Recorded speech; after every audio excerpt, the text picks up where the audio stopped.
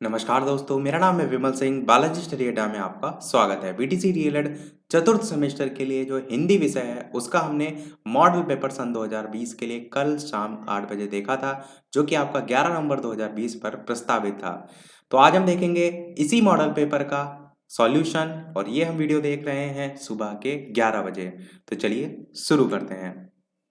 Scheme में आप देख सकते हैं आपका पेपर हिंदी का 11/11/2020 है, इसलिए मैंने बोला 11 तारीख के लिए आपका ये प्रस्तावित है।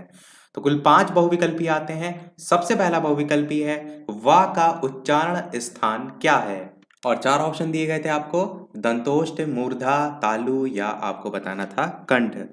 तो 4 ऑप्शन में से कौन सा सही होगा, तो आप कहेंगे यहाँ पर आपका पहला वाला ऑप्शन बिल्कुल सही हो जाएगा, यानी कि दंतोष्ठ जो है वो सही हो जाएगा। देखिए, वा का जो उच्चारण स्थान होता है या उच्चारण जो होता है वो दांत और साथ ही साथ ओष्ठ, इसीलिए तो लिखा है यहाँ पर दंत और ओष्ठ, इसीलिए उसको मिलाकर दंतोष्ठ बनाया गया है। तो ऊपर के दांत और निचला होठ, इससे आप जो वा खुद बोल के देखिए तो आपको समझ में आएगा, तो ये दंतोष्ठ में आता है। देखते हैं हमारा अगला दूसरा बहुविकल्पी है परोपकार में प्रयुक्त संधि का जो है वो नाम लिखिए। तो 4 ऑप्शन थे, विसर्ग संधि, गुण संधि, वृद्धि संधि या यड़ संधि में कौन सा सही होगा। तो सबसे पहले परोपकार का संधि विच्छेद आप करेंगे तो कैसे करेंगे, पर और उपकार, इस प्रकार से आप करेंगे। पर प्लस उपकार से आपका परोपकार बना है। और यहाँ पर अगर आप देखेंगे जो पर है इसमें लास्ट में आ रहा है, छोटा आ, और उपकार में छोटा ऊ आ रहा है, तो आ और ऊ मिलकर क्या बना रहा है, ओ बना रहा है, तो तभी तो आपका परोपकार हुआ है। तो ये ओ किस में आता है, आप कहेंगे ये आपका गुण संधि में आता है। तो बी वाला आपका ऑप्शन बिल्कुल सही हो जाएगा। देखते हैं हमारा अगला प्रश्न, तीसरा तीसरा बहुविकल्पी आपका पूछा गया था, वह कौन सा व्यक्ति है जिसने जवाहरलाल नेहरू का नाम ना सुना हो। ये बताना था आपको कि ये वाक्य जो है वो कैसा है। संयुक्त वाक्य, मिश्र वाक्य, ये सब मैंने आपको बता दिया था। तो 4 ऑप्शन है, संयुक्त वाक्य, मिश्र वाक्य, सरल वाक्य या इनमें से कोई नहीं। तो कौन सा सही होगा, आप कहेंगे मिश्र वाक्य आपका बिल्कुल सही हो जाएगा। और मिश्र वाक्य आपका होता क्या है, जिसको हम इंग्लिश में कॉम्प्लेक्स सेंटेंस कहते हैं।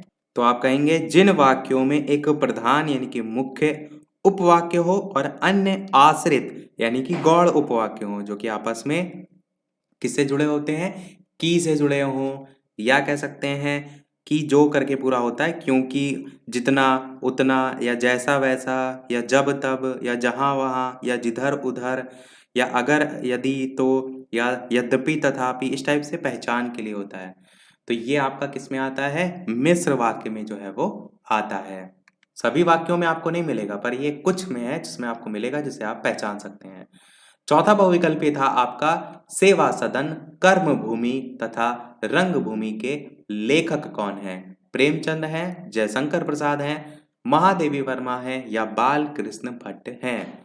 तो तीनों ही बहुत ही महत्वपूर्ण रचना थी। 4 ऑप्शन में से कौन सा सही होगा, तो आप कहेंगे आपका ऑप्शन नंबर प्रेमचंद्र, पहला वाला ऑप्शन बिल्कुल सही हो जाएगा। तो प्रेमचंद की ही तीनों रचना है, सेवा सदन, कर्म भूमि तथा रंग भूमि। ट्रिक से तो मैं सारी रचनाएं आपको बता चुका हूँ। बालाजी स्टडी अड्डा रचनाएं करके यूट्यूब पर आप सर्च करेंगे तो आपको एक पूरी प्लेलिस्ट मिल जाएगी, उसमें आपको याद करने की बहुत ही अच्छी अच्छी ट्रिक मिल जाएंगी, आप याद कर सकते हैं सभी रचनाएं। देखते हैं हमारा अगला और लास्ट बहुविकल्पी है पांचवा, इनमें से कौन सा शुद्ध वर्तनी वाला शब्द है, आपको बताना है।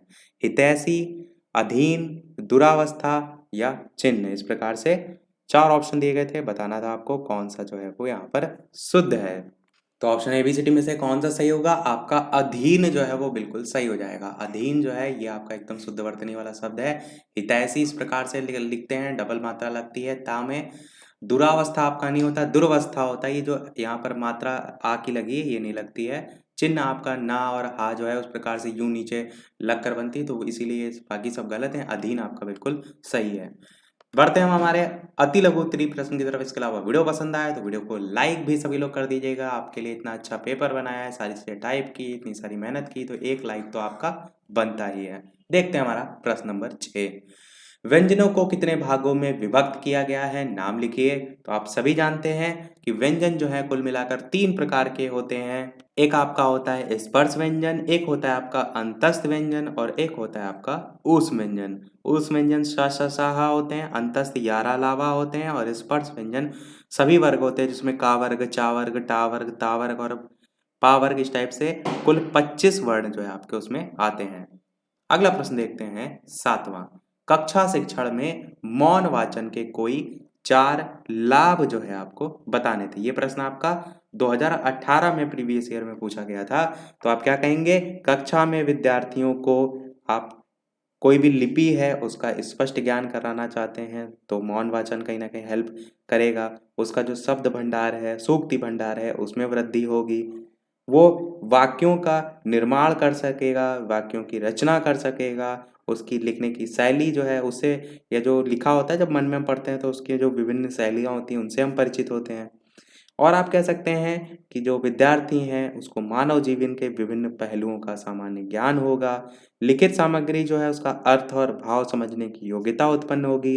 लिखित सामग्री का विश्लेषण करके समीक्षा करने में निपुण होगा। तो ऐसे बहुत से पॉइंट लिख सकते हैं इस टाइप से। अगला प्रश्न देखते हैं हमारा 8वां। अनुस्वार और विसर्ग जो है इसको उदाहरण सहित आपको बताना था। तो अनुस्वार क्या होता है? मैंने आपको बताया इस प्रकार से जो बिंदी लगाते हैं आप, वो आपका अनुस्वार होता है। और विसर्ग में आप जानते हैं इस प्रकार से दो जो है वो बिंदी लगती हैं ऊपर नीचे।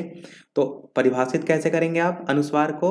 आप कहेंगे कि अनुस्वार जो है ये स्वतंत्र वर्ण नहीं होता है। स्वर वर्ण के ऊपर जो बिंदु लगाया जाता है उसे हम अनुस्वार कहते हैं। एग्जाम्पल जैसे कि रंग हो गया, इसी प्रकार भंग हो गया। इस प्रकार से आप एग्जाम्पल बहुत से जो है वो लिख सकते हैं। रंग है, भंग है, हंस है, वंश है, इस प्रकार से आप लिख सकते हैं। विसर्ग में आप क्या कहेंगे? ये भी स्वतंत्र वर्ण ना होकर वर्णों के चिन्ह होते हैं जो हमेशा स्वर वर्ण के पश्चात जो है वो होते हैं। जो कि आपका दूसरे तरीके से भी एक लाइन में आप लिख सकते हैं कि जिस स्वर के पश्चात इसका प्रयोग है तो उसी के उच्चारण स्थान से इसको आप उच्चारित भी कर सकते हैं। बाकी आपको अपनी लैंग्वेज में मेन लिखना होता है। विसर्ग लगाने से क्या होता है? शब्द को बल प्रदान होता है। ये भी आप पॉइंट वाइज लिख सकते हैं। अब एग्जाम्पल जरूर लिखिए। इस टाइप से आए तो बालकाः करके इस प्रकार से एग्जाम्पल लिख दीजिए ताकि एग्जामिनर को भी पता चले कि विसर्ग आप कहना क्या चाह रहे हैं। अगला प्रश्न देखते हैं हमारा 9वां। जयशंकर प्रसाद जो है इनका साहित्यिक परिचय जो है वो दीजिए। तो जयशंकर प्रसाद जो है इनके बारे में रचनाएं आप लिख सकते हैं, जन्म मृत्यु इसमें लिख सकते हैं। तो वो सारी बेसिक चीजें आप लिख सकते हैं, इसलिए मैं आपको यहाँ नहीं बता रहा हूँ। अगला प्रश्न देखते हैं हमारा 10वां। 10वां प्रश्न है आपका कि निम्नलिखित शब्द जो हैं उनके समास विग्रह करते हुए समास का नाम बताना था। तो सबसे पहला था आपका यथा विधि। आप समास विग्रह क्या करेंगे? विधि के अनुसार। यथा मतलब होता है ना कैसे, जैसे। तो विधि मतलब विधि के जैसे के संदर्भ में कह रहे हैं। तो यथा विधि यानी कि विधि के अनुसार। इसमें कौन सा समास होगा? तो आप कहेंगे अव्ययी भाव समास जो है इसमें होगा। फिर बात करते हैं हमारा नेक्स्ट जो शब्द था। नेक्स्ट शब्द था हमारा त्रिफला। और त्रिफला जो है आपका त्रिफला था या त्रिफला के जैसा था। अभी तृतीय सेमेस्टर का भी जो पेपर हुआ था उसमें संस्कृत में प्रश्न पूछा गया था कि इसमें कौन सा समास विग्रह होगा या समास कौन सा होगा। तो त्रिफला का आप क्या कहेंगे? 3 फलों का समाहार इसका समास विग्रह होगा। और कौन सा समास होगा? तो संख्यावाची है तो द्विगु समास जो है आपका हो जाएगा। अगला देखते हैं आपका, अगला है आपका शीतोष्ण। अब इसको क्या कहेंगे आप?